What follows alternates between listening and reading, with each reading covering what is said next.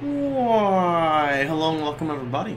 It is Pohx again. So today I want to go ahead and go over, actually let me just remove my webcam because you don't really need my webcam for this.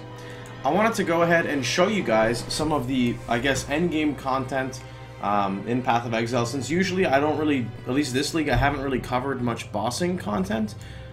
Majority of that is due to the fact that I was aiming for level 100 towards the end of the league, and that was kind of my primary focus. And honestly, I kind of enjoyed it a bit more than bossing. So I haven't really done too much now, but if for those of you guys who know and or don't know, I made a low-life righteous fire character.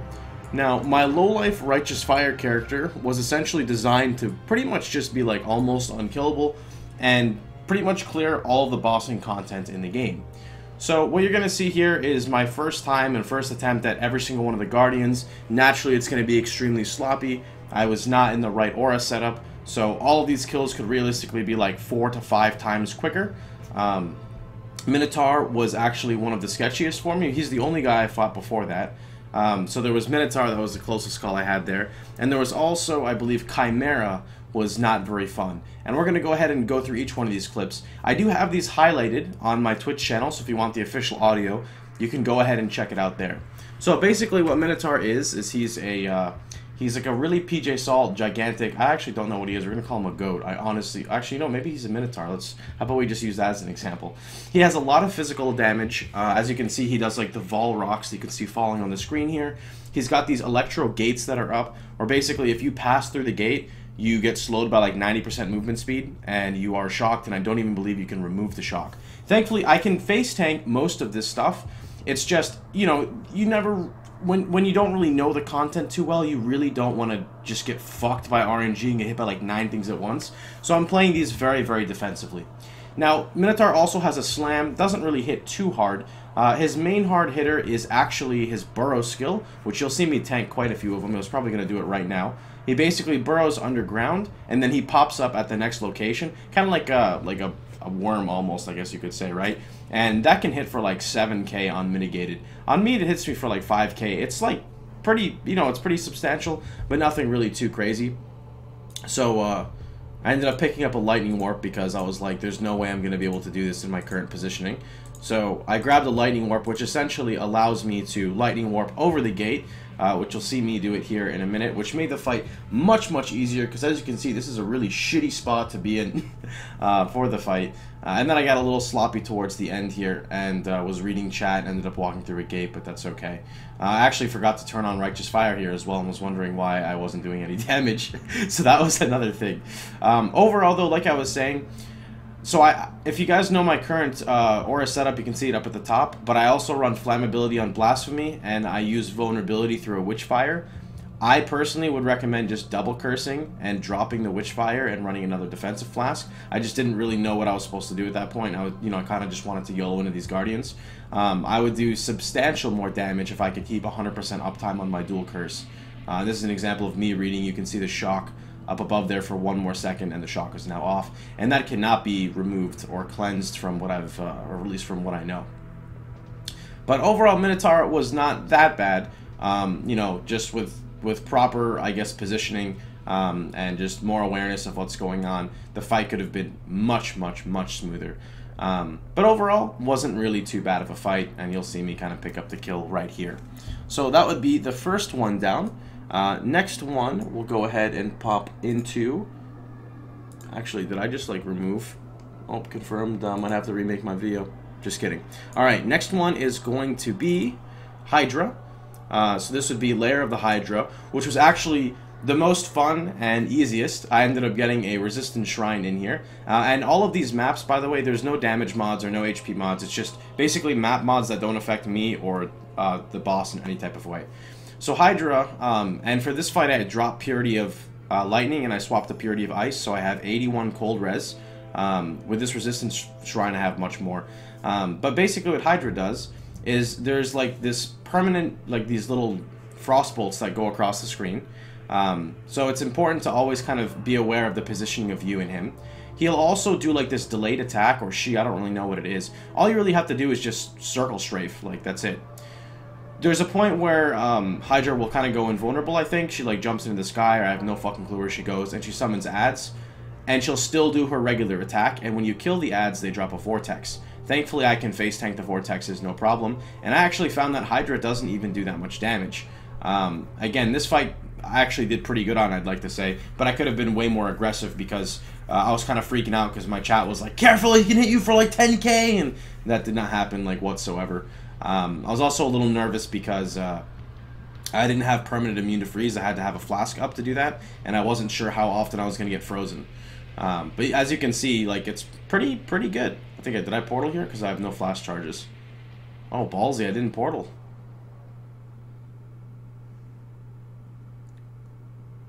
I think getting Culling Strike would be pretty nice too, but I literally have nothing left on my character, like, for sockets. So as you can see, like, no issue whatsoever.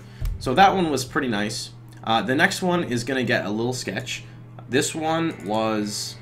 I don't remember. Chimera. This was Chimera.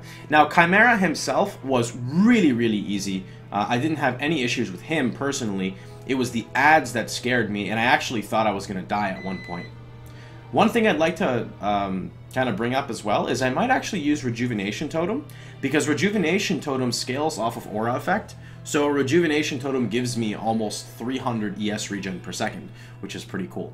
So basically what Chimera does is he'll do this, I guess, his frontal slash. He has this other thing, it's kind of like an Omni Slash, where anyone that's inside the AoE when he uses it will basically get slashed. And every 25% he will summon ads, and like the ads are fucking mad. I ended up going in there, you saw I took 6,000 damage with Fortify and 4 endurance charges. So they can definitely group up on you, especially if you don't run like Temper and Feeble, you know, and you're playing Righteous Fire. Definitely not one of the recommended skills, I would say, but overall it still wasn't that bad.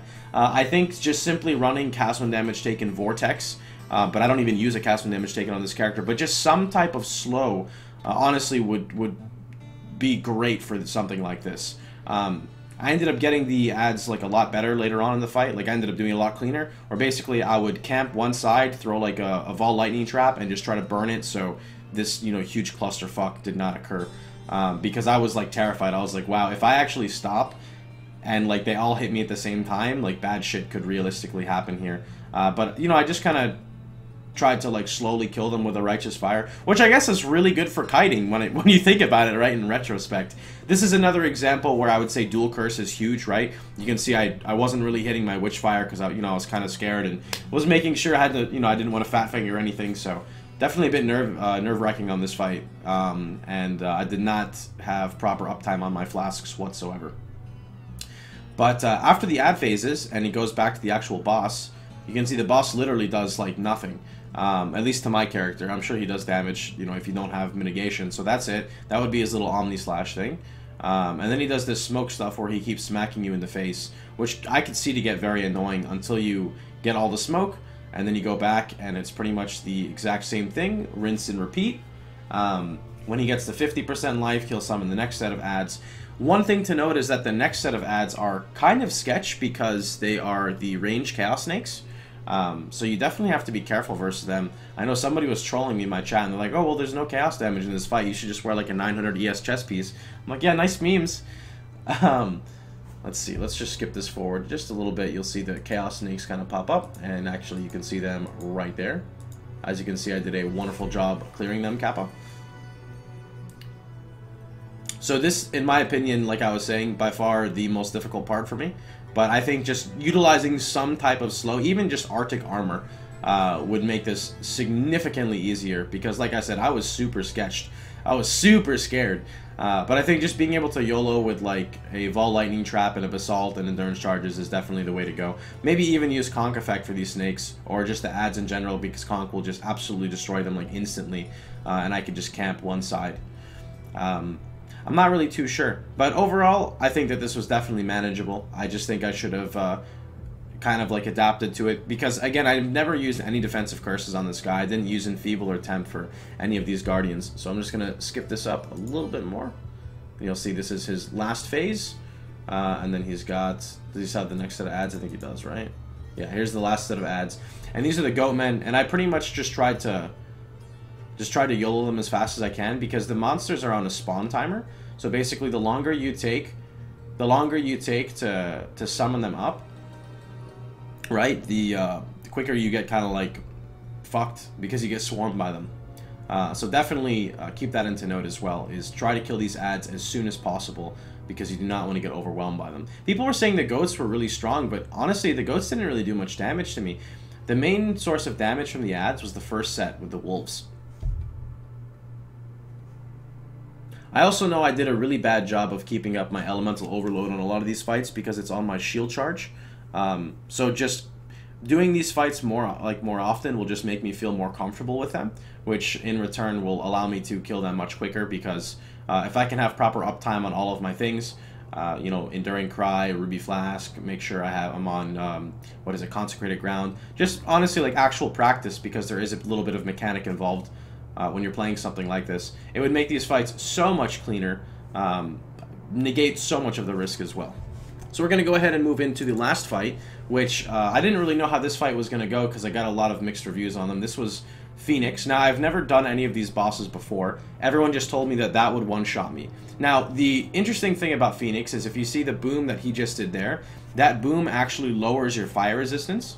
You can see it pulled me from 83 to 77. And that's really sketch because it also, I think, guarantee applies an ignite to you. And I'm Righteous Fire. Furthermore, I think it's for every 10% of max life that Phoenix loses, the player loses 1% of their maximum fire resist. So you need to be able to keep up your Righteous Fire on a boss that's literally draining your fire res, your maximum fire res. So that's definitely important to know. And I'm actually not like super high fire res, so I actually had to keep up my Enduring Cry if I wanted to face tank the explosion. Overall, though, I never really took too much damage on this fight. He's got a couple scary attacks. Like I said, he's got the Whirlwind that was pretty terrifying. But honestly, it never really did that much to me. I guess I never really walked with it, so that's why. Also, there's no damage mods on these maps. The Lava Burst thing, his Fire Explosion thing, didn't really do much either. I think it's the combination of having like a Ruby Flask on with like Fortify and whatnot, and then just having actual physical mitigation. The ads do hurt a little bit. You can see they will stack up to get pretty fucking, like, I don't know, like, they can swarm you. You can get, like, 5 or 6 of them. And then you have, like, the little, I don't know, weird fucking fire pillars that go all over the place. So this fight is definitely something you have to pay attention to, because you don't ever want to get put into a bad position, because if you were to realistically run away from a fire spin, and then the ads attack you, and then you try to, like, move to the right or something, and then the boss is either doing that, or he's using his Whirlwind, you could honestly get put into, like, a really, really shitty position. So definitely Phoenix is not very good for, I guess, non-sustained characters, because you don't really have much room to kite. It's a smaller room than Minotaur, although with Minotaur, you do have, like, the electromagnetic fences that kind of say, fuck you. So that's something else to take into account. I was also playing really defensive on this fight. This guy I know I could have killed in, like, easily, like, probably a minute and a half. Opposed to 6 minutes if I ran my dual curse, or even just Enfeeble and stood on his face. But I don't really think I would have needed Enfeeble at all. But I was just happy to see, you know, how far I could see where this character is going. I did want to try Shaper, and I still have that as my goal. Since I've killed all 4 of the Guardians, I definitely would say Hydra is my favorite. I'm most likely going to go for Shaper. I'll probably do it. I don't think I'm going to do it today, because I think I'm going to do race practice with my friends today and just, you know, see how that goes and see if I want to race or if I want to go solo self-found for the new league in 2.6. So I'll probably leave Shaper for either like the last day of the league or tomorrow, something along that. But I'll definitely be attempting Shaper before the last day of the league just to see how tanky this character really is. The only annoying thing is I'm going to have to modify a little bit of my gear, though, to run the double curse setup that I would like. And I have to figure out as well what curses I'm even going to use if I'm going to go full balls to the wall deeps, because my character is not really, it doesn't really do that much compared to like meta builds. But I think I'll still be okay with the character. It's rocking 15.9k ES, that's not bad, right? I could still get quite a bit more too, but you know, the hardcore community, I guess PoE in most leagues though, they kind of just like die out towards the end because everyone's kind of just waiting for the new content. You know, surprisingly enough, I did this fight without using Vol Disciplines. You can see, I think I use them towards the end here. which also just shows that this character will be totally fine even through the Vault Discipline nerf, because it's not really necessary. Granted, it gives so much damage and whatnot, but you don't really need to use it. A lot of builds require Vault Discipline because they don't really have multiple layers of defense. They just kill everything, but the second they get hit, they die. This character is not an example of that, so I think it works out pretty well. Anyway, this is definitely, in my opinion, one of my most successful characters that I've made. Granted, it is a very expensive build, but albeit, in my opinion, a very fun build because of the amount of satisfaction you gain out of being able to do the endgame content. Hope you guys liked the video. If you did, feel free to hit that like button. You can also subscribe to the channel if you'd like. And you can catch me streaming live every day at twitch.tv/Pohx. Hope you guys have a wonderful time. Leave a question in the comments below if you'd like. And I'll see you boys all tomorrow. Take care, everybody.